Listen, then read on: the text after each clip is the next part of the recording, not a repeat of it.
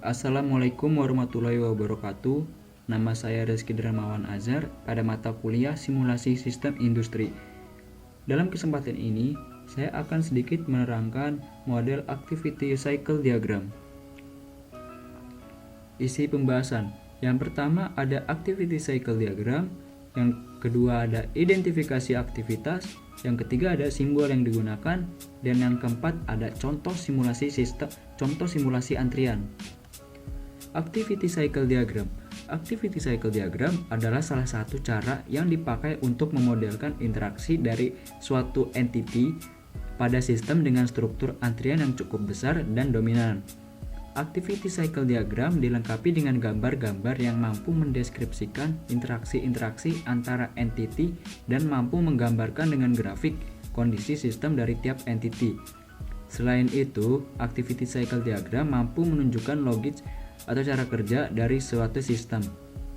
Artinya, kita memodelkan sebuah aktivitas interaksi yang terjadi antar elemen dengan bantuan grafik.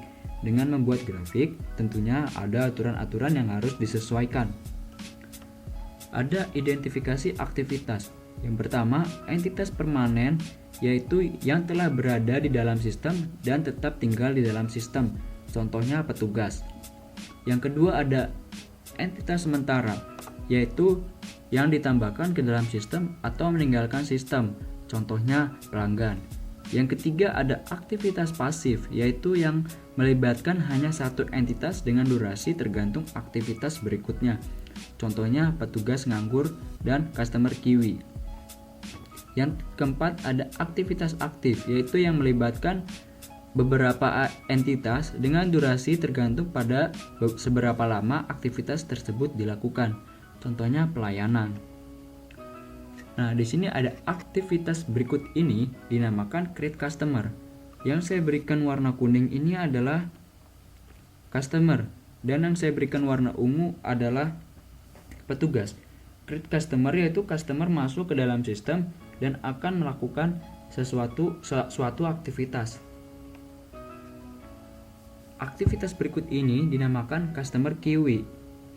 Customer kiwi yaitu kondisi di mana pelanggan kedua atau lebih telah datang namun pelanggan pertama belum selesai dilayani. Dan yang terakhir ada customer terminate. Customer terminate yaitu customer meninggalkan suatu sistem. Aktivitas customer telah selesai. Nah, di sini ada simbol yang akan digunakan. Yang pertama ada generate dengan simbol segi 5 menghadap ke kanan, yaitu membangkitkan generate entitas. Yang kedua ada terminate dengan simbol segi 5 menghadap ke kiri, yaitu memberhentikan terminate entitas. Yang ketiga ada pasif dengan simbol lingkaran, yaitu aktivitas pasif. Yang keempat ada aktif dengan simbol persegi panjang, yaitu aktivitas aktif. Yang kelima ada panah, yaitu mempresentasikan relasi urutan yang menunjukkan status pendahulu berubah menjadi status berikutnya. Yang keenam ada alternate dengan simbol belah ketupat, kondisi di mana pilihan dua alternatif kemungkinan yang perlu diputuskan.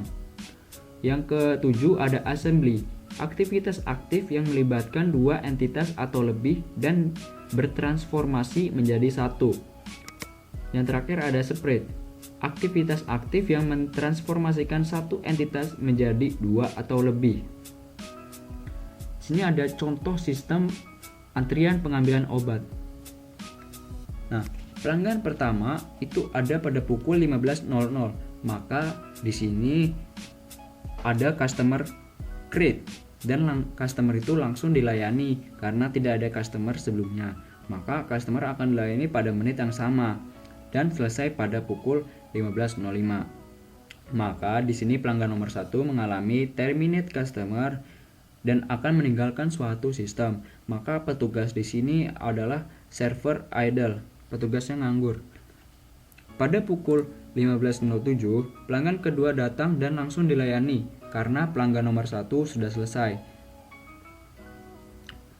Selang waktu kemudian, pelanggan nomor 3 datang, namun pelanggan nomor 2 belum selesai dilayani. maka harus mengantri dahulu.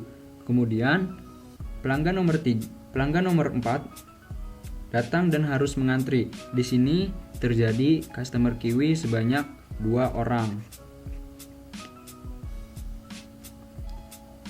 Nah, selanjutnya pada menit 15.13 pelanggan nomor 2 telah selesai dilayani, maka pelanggan nomor 3 langsung dilayani.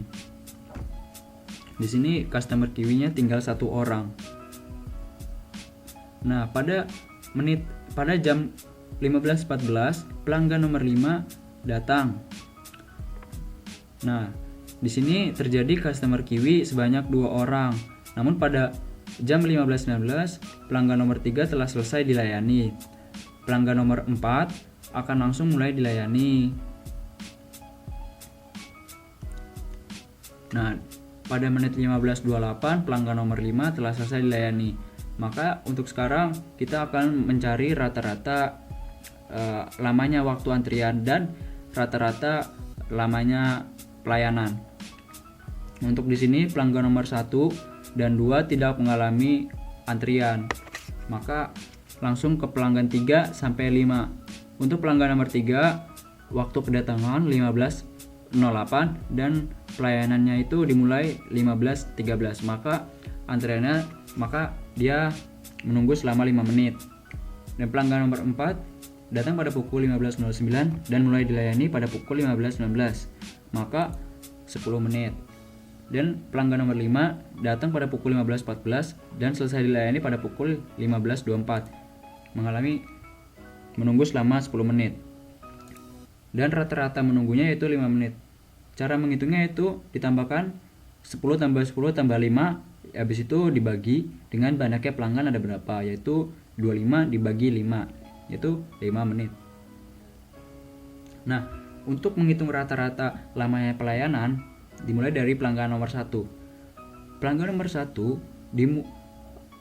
dimulainya pelayanan pada pukul 15.00 dan selesai pada pukul 15.05, maka lamanya yaitu 5 menit.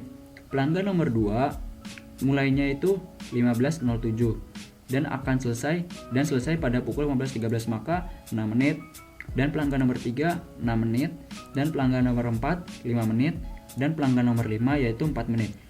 Jadi rata-ratanya pelayanan yaitu sebanyak 5,2 menit. Sama caranya ditambahkan 5 tambah 6 tambah 6 tambah 5 tambah 4, habis itu dibagi dengan banyaknya pelanggan.